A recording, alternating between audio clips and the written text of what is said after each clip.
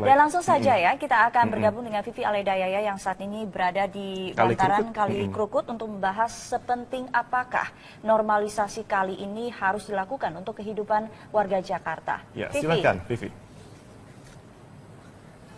Ya, Sumi dan Marvin, apa kabar ya? Mudah-mudahan di sana cerah ya kalau di wilayah barat. Tapi kalau saya saat ini ada di wilayah Petogokan, Jakarta Selatan, hujan gerimis, tapi tepatnya ada di bantaran Kali Krukut gitu. Nah, kalau bicara dengan warga di sini seperti Pak Soleh begitu ya, ia mengatakan bahwa tahun ini saja ya Kali Krukut itu sudah meluap sebanyak 50 kali pada tahun 2016 dan menyebabkan banjir luar biasa. Ini tempat saya berdiri di sini kalau saya lihat ya, ini tadi kalau tanahnya diinjak itu masih sangat gembur ya karena memang bekas genangan air begitu. Pak Soleh, selamat pagi Pak Soleh. Selamat pagi Pak. Pak Soleh, ya Pak Soleh tadi Anda bercerita ya bahwa ini tanah di sini wilayah ini seperti danau begitu ya. Betul, jadi warga betul, sempat memancing ya. Dan ini tadi ya ini sebenarnya tembok yang didirikan oleh warga begitu ya. Dan kemudian jebol di tanggal 27 Agustus. 27 Agustus. Tapi ini sekarang sudah diberonjong begitu ya.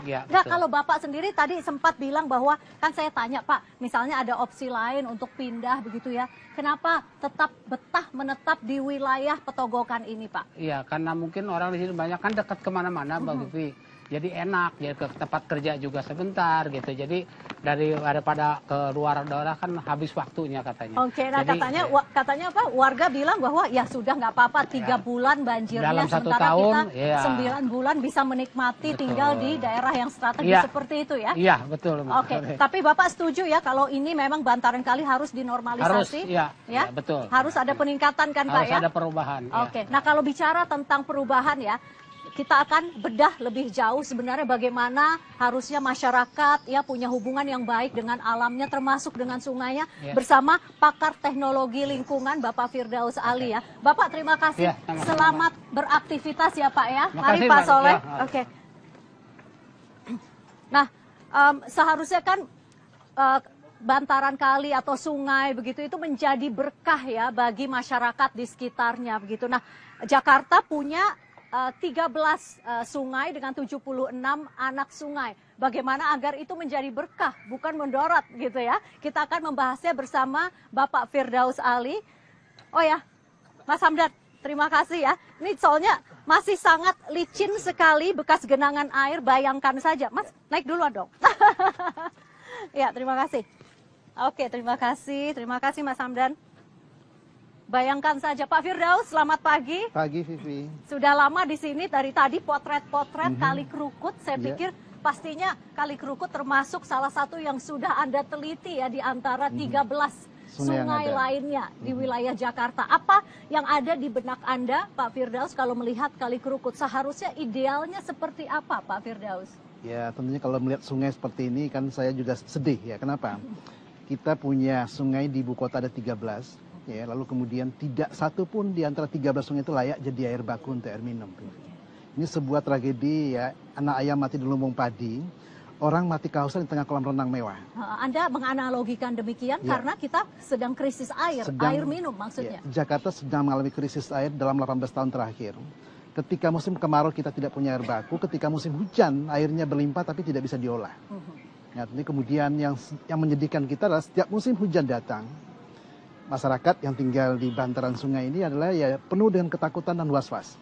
Ya kenapa? Karena air akan menggenang, lalu kemudian kalau ya seperti kejadian tahun 27 kemarin, ya ini ya seperti ya lautan namanya yang membuat mereka tidak bisa berbuat apa-apa. Oke. Nah, kalau bicara soal menata, kan ini pemerintah DKI Jakarta, Pemda DKI Jakarta ini sedang gencar untuk menata wilayah sungai begitu ya. Apa yang ideal dari perspektif Pak Firdaus kalau bicara soal bagaimana bantaran kali seharusnya luasnya, apa hubungan kita dengan sungai begitu? Karena kalau kita melihat di beberapa negara ya hubungannya dengan sungai itu begitu indah begitu ya. Air yang ada di kali, ya di sungai itu adalah bagian yang tidak terpisahkan dari kehidupan kita. Dan sebuah kota peradaban itu lahir karena adanya sungai dan air tadi. Kalau kemudian kita melihat ya sungai baik itu Krukut, Ciliwung, Angke, Pesanggerahan, ya tentunya kita berharap bahwa sungai yang ideal tadi itu adalah sungai yang punya bantaran yang dimana kemudian kalau curah hujan tinggi, bantaran bisa digenangi oleh air untuk berapa jam lalu kemudian ya kosong kembali. Begitu. Tetapi kan sebagian besar, saya bisa mengatakan 87% sungai-sungai kita kan nggak punya bantaran. Ya yang ada itu langsung turap dan bangunan. Dan bangunan ini didirikan juga dalam situasi yang juga tidak memenuhi standar. Dan juga turap tanggul yang ada kan juga tidak sekokoh yang ya idealnya tanggul yang ada gitu ya. Sehingga ini yang membuat bahwa setiap musim hujan datang, dan kebetulan tahun 2016 ini kita tidak punya kemarau. Jadi kalau tadi dikatakan oleh Pak Soleh bahwa 50 kali memang benar.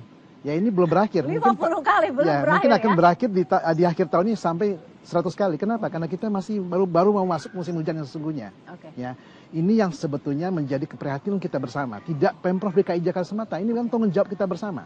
Ya, sehingga kita kemudian mendorong ya upaya normalisasi. Kenapa? Karena kita tidak punya pilihan. Biasanya standar peraturan yang ada, kita punya PP 38 tahun 2011 tentang sungai. Sungai yang dalamnya 3 meter kurang itu harus punya bantaran minimum 10 meter. Kalau di atas 3 Coba sampai 10. kita ukur ya dari nggak sini ya, nggak usah ya, nggak usah diukur, sudah terlihat dengan jelas gitu Dan ya. di banyak tempat itu tidak punya bantaran, yang ada itu tanggul. Kalau kita lihat Pak, ini ya, ini dari turap ya langsung ke jalan raya dan sudah dipakai dengan untuk parkir, kemudian ada wilayah bagian apartemen begitu ya. Ini berarti sudah benar-benar sebenarnya sudah menyalahi ya. Sudah sangat menyalahi dan kita tidak punya pilihan, tidak punya kemewahan sehingga kemudian perlu rekayasa. Rekayasa itu yang sedang dilakukan oleh Pemprov DKI Jakarta dengan pemerintah pusat, yaitu adalah kemudian melakukan normalisasi. Pak Firdaus, Anda mengatakan ini PR-nya kalau ingin membenahi sungai ini 87% PR-nya. Nah, bagaimana kita mengejar ketertinggalan yang begitu banyak begitu Pak? Ya, jadi memang kemudian ya saya katakan kembali bahwa dalam 40 tahun terakhir kita tidak menyentuh tata air kita. Sehingga apa yang kita dapatkan saat ini adalah hasil kegagalan kita mengelola ya kekayaan titipan Tuhan ini gitu. Sehingga sekarang tentunya kita menyadari bahwa ya memang terlambat ya. Tapi dibandingin sama sekali tidak melakukan apa-apa kan kasihan masyarakat ya.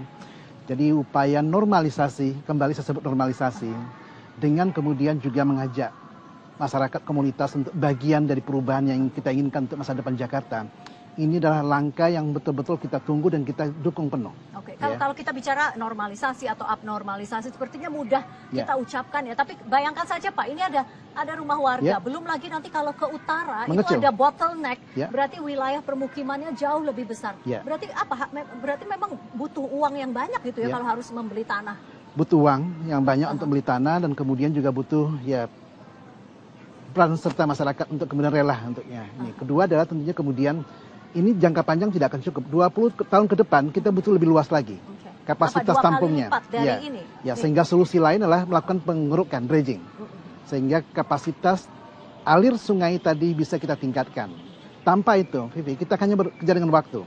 Ya, karena anomali cuaca, perubahan iklim ini kan membuat ya kita tidak punya lagi antara pembeda musim kemarau dengan musim hujan. Nah, makanya kan tahun ini surprise ya bahwa bulan Juni, Juli, Agustus kita mengalami banjir berulang di ibu kota gitu. Sehingga ini yang kemudian menjadi gerakan kita bersama.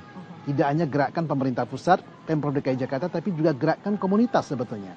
Tentunya kemudian peran media ya yang selalu memberikan pencerahan, lalu kemudian koreksi. Ini adalah upaya yang sangat kita tunggu sekali. Oke, tapi sejauh mana Anda menilai bagaimana apa yang dilakukan oleh Pemda DKI Jakarta selama ini memang sudah on the right track begitu Pak? Ya, saat ini sudah.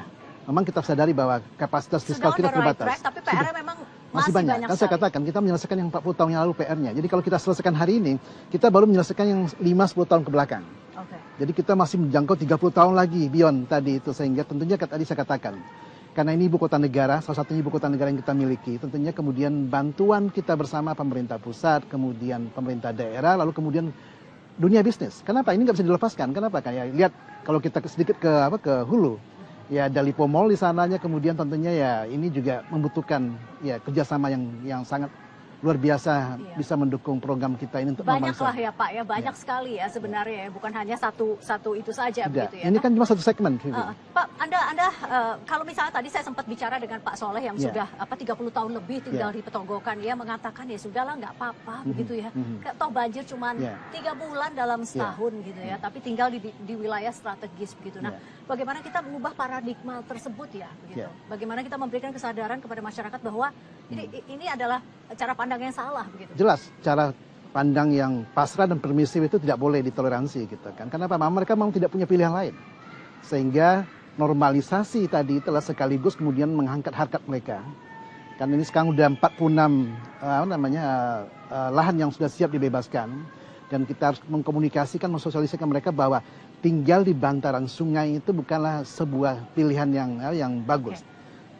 Pindah ke tempat lain dengan memindahkan sosial ekonomi aktiviti mereka itulah jalan-jalan yang harus kita Berarti dorong. PR-nya bukan saja fisik dari sungai maupun bantaran Perubahan sungai paradigma, ya. kemudian membuat bagaimana pola hidup ekonomi baru mereka tumbuh di tempat yang baru itu, biar mereka betah di sana, jangan dipindahkan ke rumah susun, mereka pindah lagi gitu. Itu yang kita hindari. Nah, itu PR tersendiri lagi ya. Iya, Nah, tapi kalau bicara tentang sungai, kita kembali ke sungai.